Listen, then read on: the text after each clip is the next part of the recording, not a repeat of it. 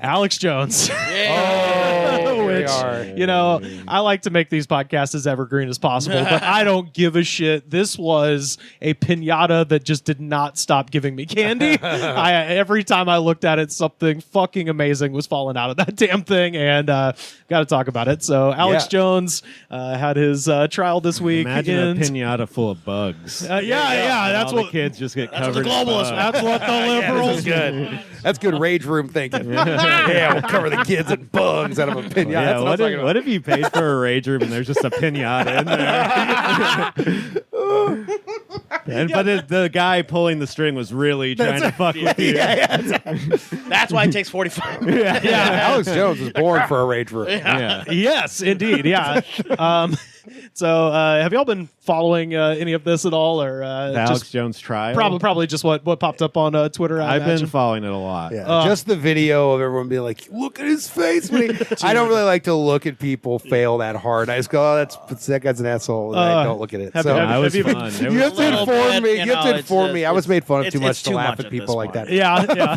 But you tell me. I have invested Alex Jones' interest. I grew up in Austin. Yeah. Well. I would see him on public access. There's channel 10, 11, and 16. Yeah. And he had something on one of those channels at least every single day. Oh, so he was on multiple. Yeah. Because you could just buy public access. buy your. I think they're all owned by the same people. So, or the city of Austin or whatever. And it. Whoa! So you've seen the whole arc of this fucking dude's career. Wow. Yeah, because that's how he was introduced to me, was through Richard Linklater movies, being this sort of mythological loudmouth. Yeah, because he's in InfoWars Waking Life and Scanner Darkly. Right? Yeah. And there's a lot of people who were really, really, really behind him in like the late 90s, early 2000s. An arts community for sure was like, look at this crazy weirdo. Well, yeah, great? back at the time, it wasn't like common that you had like people outwardly being like, the government's all fucked up. The government's all fucked up. And he's like putting it on TV and the radio. Yeah, totally. So people were like, yeah, no one's saying this. He's right. Sure. Right. Sure. Yeah. He was probably never sane, but he fucking went off the deep end for sure. 9/11 happened in his whole life. It was noticeable on like public access. He went crazier after that. Well, that's what's interesting. It's like public access people should ever be on real TV. I know. We go like, it's public access. He's a guy in a Batman suit reading poetry. That's great. But if you give him a real TV show, you're encouraging. They used to a lot of crazy He had shit. a video he made with Joe Rogan where they went to the state capitol steps and dressed in Halloween store alien costumes and smoked weed on this. And it was just like like a music video almost. There's just rock music playing in the background. Right. And it was just like, this is so crazy. Joe Rogan in an alien mask smoking weed. That's the most 311 t-shirt idea I've ever heard of in my fucking life. Oh, yeah. They must have the same management. That's a good t-shirt, actually. We're smoking weed, America. Maybe I'm not even from this planet. Your dealer. Maybe I'm so Take me to high, your I'm not dealer. even from Earth. Dude, whoever invented "Take Me to Your Dealer" should be a millionaire. Yeah. But No shit. I don't think they copyrighted it. Now there's a million billion posters that say that's that. a deleted scene from Forrest Gump's running montage. He was the take me to your dealer. Yeah. He invents shit happens. The smiley face saying "Take me to your dealer." That is amazing. That someone definitely said that for the first time somewhere, and then it just went into the ether. It was gone from there. Also, if you want to see a fucked up, hilarious Alex Jones thing, search Doug Stanhope, the Austin incident. Oh, not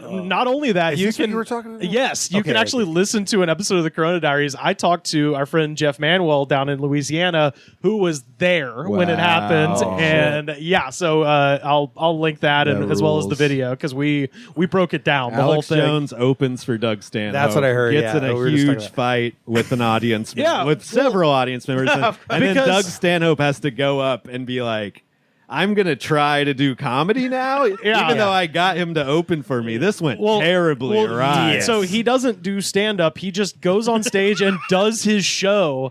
at a crowd who is uninitiated. So like this is he wasn't famous. Yeah, he wasn't like really famous. He would have been known because it was in Austin, so he would have been known around town. But not everybody watched public access. No, for sure. Radio. That's what I'm saying is like he walked on and he might have been a known entity, but nobody knew what his thing was, and he just gets on and instead of trying to do jokes, he's just like the globalists are controlling the blah, blah, blah, and they turn on him pretty quickly because they have paid to see comedy. Yes. And like this is what I was like saying to Seth before we started rolling. I'm like Stanhope's crazy, but he knows how jokes work. You know what I mean? Yeah. So you can follow along and laugh where you're supposed to. Alex Jones is just used to talking into a camera with like sycophants hanging around, so he just fails horribly. And Stanhope has to come in the middle of his set where he's like, people are booing him and shit. He's like, "Hey assholes, I'm the one who put him up here. Please listen." So he wanted it to go to train wreck. Which I think he wanted a train wreck. Yeah, exactly. Stanhope likes train wrecks. Yeah, and it was indeed a train wreck. I think if you're a comic who came to Austin, you probably sit in your hotel room all day flipping channels. There's a good likelihood that you'll see Alex Jones 100% somewhere because he's still got a corner of the media. Well, and there that's what I was like saying when we talked about this, Seth, where it's like he was this novelty, and he was especially a novelty amongst like kind of like alternative artsy types because those are the people who don't fucking go to bed at 10 p.m. It's and shit. counterculture. It's not like you're approving. So it's just like, this is crazy. The people who are up at 3 a.m. watching a crazy man scream are like artists and other weird people. Sure, yeah. So obviously he's going to get into Linklater's movie as this guy. But I don't think by any means Richard Linklater like understood the beast that he was dealing with. And he let him just do his thing in a little pocket in 2 movies. So it's like he was like, I love this fucking guy. We wrote, not we wrote condoning him. Yeah, I he's like, he's an Austin weirdo and he's here doing his fucking weirdo thing. Well, it's like when people make movies on Venice Beach and they include like the crazy people that like roller skate with fucking playing guitar and shit. Totally. Yeah, it's he was a flavor of Austin, I suppose. But anyway, That's so crazy. Sandy Hook happens in 2012 and No, it didn't. he boom. And he fucked up big time because he started saying that indeed it didn't happen. It was a hoax. Everyone was a government actor. And here's the thing, like they have been suing him for 4 years now. And what's been going on in his show the last week is as he's covering the trial as it's happening, which is, one of those things like how in JCPenney they have a mirror that faces a mirror. And as he's been covering this, he's pretending that this is a criminal trial where you were found guilty as opposed to liable, and he's also treating this as if he didn't get a default judgment. He is guilty. The only point of the trial was to assess damages. I look forward to seeing the biopic, so I'm just sort of waiting until the biopic happens. There was literally a guy in the courtroom from HBO. Like they're just actively making the documentary already. I don't want to know all the details. You see a bald guy with a really expensive camera. Like you're watching like the shitty webcam. There's a guy with a fucking incredible TV camera off behind the plaintiff's bench filming. That's an HBO documentary. So this is coming. That's awesome. And there's 2 more trials where he's already again been found guilty via default judgment. Totally. So he is, and I listened to, they had Mark Bankston, who was one of the attorneys, the guy with the beard who went around in all the clips and stuff in his quote unquote Perry Mason moments. When they were interviewing him, he basically was already saying like, "Oh, I've got dibs on Alex Jones's desk. Like we're taking everything from this motherfucker." Sure. And so him and the other attorney were like arguing over who was going to get the desk and the set. Like he was like, when you walk into my office, I want it to just be the InfoWars set. That's awesome. with the American flag flapping in the background and shit. Like Alex Jones did everything to make everyone who can fuck him over mad. Dude. In this court, the lawyers, he was accusing the lawyers of being criminals. He was accusing the judge of being criminals. He was accusing the jury of being criminals. And then it would get brought up in court and he'd be like, well, the Clintons and Epstein's Island. Point some fingers. And then the judge would be like, what the fuck are you talking about? This is what a child does. Straight up. Rivers was talking about he's used to talking to a camera. So people would ask him a question and he'd just try to go off how he spins everything. He would just do his show. And the judge was like, no, you're not here to do that. Questions, dude, or we throw you in jail. Like, you have to give us answers. Yeah. So the only point of this was to determine how much he was going to owe. And the plaintiffs, Neil Heslin and Scarlett Lewis, who are the parents of a child that died at Sandy Hook.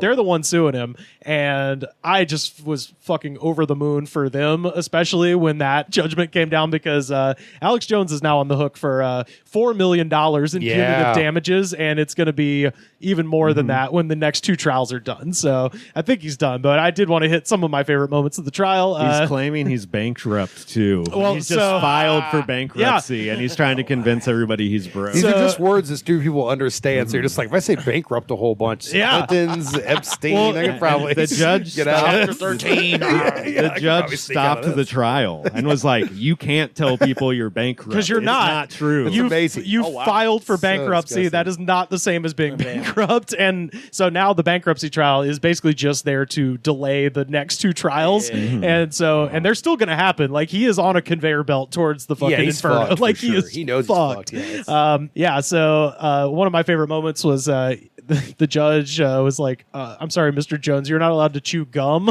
It's not gum. What is it? Because you're not allowed food or gum of any kind in the courtroom. I had my tooth pulled a week and a half ago, and I had some gauze in there earlier, and it's been causing me to have some pain. So you're chewing on your gauze? Would you like me to show you? No, I just want you to answer my question. No, I was massaging the hole in my mouth with my tongue. I'll show you right here. Here. I don't want to see the inside of your Oh mouth. no, there's no gum. Hole. Sit down.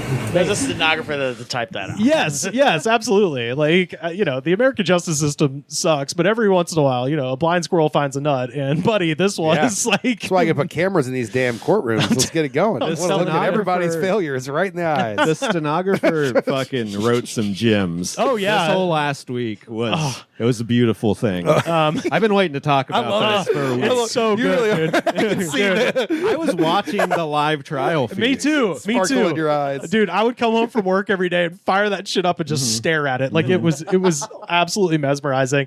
The lawyer that Jones got was incredible. Reynal. He did a great job. He is the worst. Somebody put up Henry Winkler's character from Arrested Development, where it's Barry Zuckercorn, and I was like, this is that guy. And the funniest part is, he's not a fucking civil lawyer; he's a criminal lawyer, so he doesn't know how any of this shit works. And also, he was at one point appointed to the Justice Department by Eric Holder. So if Alex Jones really wanted to have a conspiracy, he could have one where he's like, these Democrat lawyers screwed me over. It's like, you hired him, though. He is very obviously being crazier on purpose because he knows the things he does in the courtroom, even though he can get in trouble, will make his supporters back him even more. Oh, yeah. He's already been asking for money. Yeah, oh, yeah. To pay his fucking millions. course. Well, Of he's course, never of going to get a course. case again, ever. Not one person would hire this man. Yeah. And apparently, before the trial started, he's going around to all the plaintiffs and just saying, like, "Are you willing to talk to me? Seriously, are you willing to talk to me?" And he says that to everyone. And then there's a moment after the trial where Mark Bankston and the Perry Mason moment got all the press, but I loved this where he goes over to him and you don't know the context, but he walks over to Reynal and goes, "Hey, are you willing to talk to me?" And that's when he flipped him off. There's that That's great amazing. picture of Reynal flicking off Mark Bankston. I'm like, this is fucking incredible.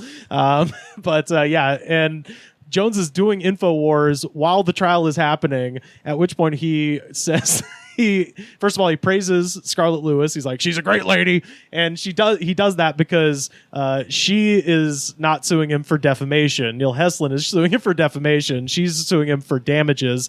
And so he's like, well, I've already defamed Neil Heslin. And so at that point, he says that he's slow and probably on the spectrum.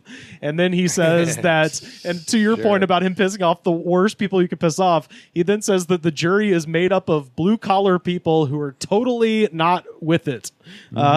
Yeah. So, That's a good insult. So he's just These like, guys here? these are rednecks. They're not They're with it. totally not with it. Yeah. And then he called the judge a pedophile and showed a graphic of her on fire. That's amazing. And another judge on fire, and then the Liberty statue between. It was like one of those like bad meme photoshops. Oh, yeah, Played right, on of course. the Yeah. show. And then they were showing another guy talking about the trial and just obviously all this Right. shit that Alex Jones And- told them to say. and then the plaintiffs are able to enter that into evidence evidence, that the thing that had happened like hours earlier, and then they just played it in court. So they play him talking shit about the judge and the jury. Oh my god! In court. In court, Yeah. the jury that's assembled to try him. Like, And then asked him, incredible. why did you you put this? Why did you do it? And he's like, oh, I didn't do it. And he's like, well, wait, so this isn't your show? He's like, well, it is my show, but like I do a lot of, I don't produce every segment. Just he thinks he can like twist every situation Like because it's an act or something. Well, no, it's everyone he's everyone just- who listens to him believes everything he says. Right. Well, he's just doing his show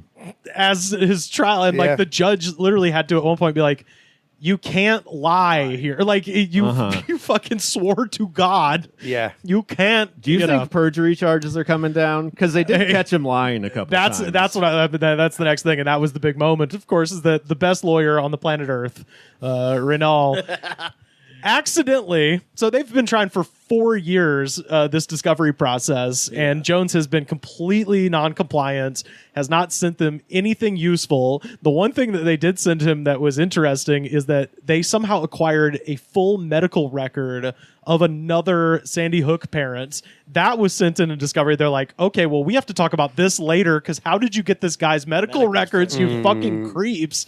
So they sent him that. Didn't send him anything pertinent. And then the lawyer accidentally sends Alex Jones's entire cell phone record That's what I was going to ask you. to the plaintiffs. Okay, did they share that information with the public? So or is it- So get this shit. So he sends them the cell phone.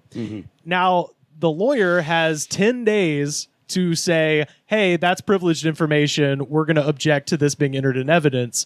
And he does nothing. Wow. He doesn't do his job. What He's just a- like, he did not return their wild. emails. So after 10 days, that enters the public record. Stupid motherfuckers with And stupid that motherfuckers. is, Big surprise. again, this is an endless piñata. There is no Yeah. end to the double bubble coming out of this thing. And that's when, because Jones had said for years that, in his text, he had never said anything about Sandy Hook. And that's where we get the soundbite. Mr. Jones, did you know that 12 days ago, your attorneys messed up and sent me an entire digital copy of your entire cell phone with every text message you've sent for the past 2 years, and when informed, did not take any steps to identify it as privileged or protect it in any way. And as of 2 days ago, it fell free and clear into my possession. And that is how I know you lied to me when you said you didn't have text messages about Sandy Hook. Did you know that? I told you the truth. This is your Perry Mason moment. I gave them my phone, and then Mr. Jones, you need to answer the question. No, Did you know this happened? no, I didn't know this happened. But I told you I gave them the phone over. But just And you answer the question. said in your deposition, you searched your phone. You said you pulled down the text, did the search function for Sandy Hook. That's what you said, Mr. Jones, correct? And I had several different phones with this number, but I did, yeah. Well, of course. That's why you got it. No, Mr. Jones, that's not what happened. Do you know what perjury is, Mr. Jones? And just a Amazing. fucking... And he goes, well, you got your Perry Mason moment. And Alex Jones also does a fake cough throughout the whole thing and said that he had a busted larynx. Oh, of course. This is which all is- little kids stealing from school shit. Yeah, it's he's all- trying to do He's Terrible. He's Ferris Bueller. Yeah, it's terrible. And then they're like, well, we saw on your show the other day you were talking and you weren't coughing at all. Yeah, right.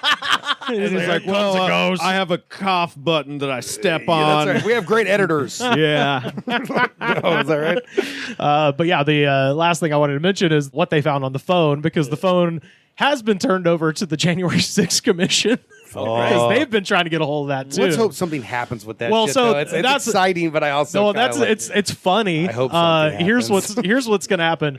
Nothing, because when the lawyers got on there to talk about it, they basically all but said Alex Jones's whole position is making himself look like this like big money playa in the right wing scene. And the lawyer described the contents of his phone as he's like, honestly, what I see here is a very boring very pathetic man that no one will return their calls. Oh. So apparently his entire phone is just him like texting, whoever, Steve Bannon, be like, you want to come on the show? And then just getting ghosted by all of these people, which is even, as Where you much at now? Richard Linklater. Right, yes. Oh, God. Before sunrise, motherfucker. I'm just going to start now attacking him as Alex Jones. You fucking animated, make a movie for 15 fucking years to make an hour and a half. I'm just kidding. But the bombshell was, of course, that the one person who is returning his calls from the right-wing sphere is Roger Stone. And he revealed last night, Mark Bankston on the Young Turks, revealed that Alex sent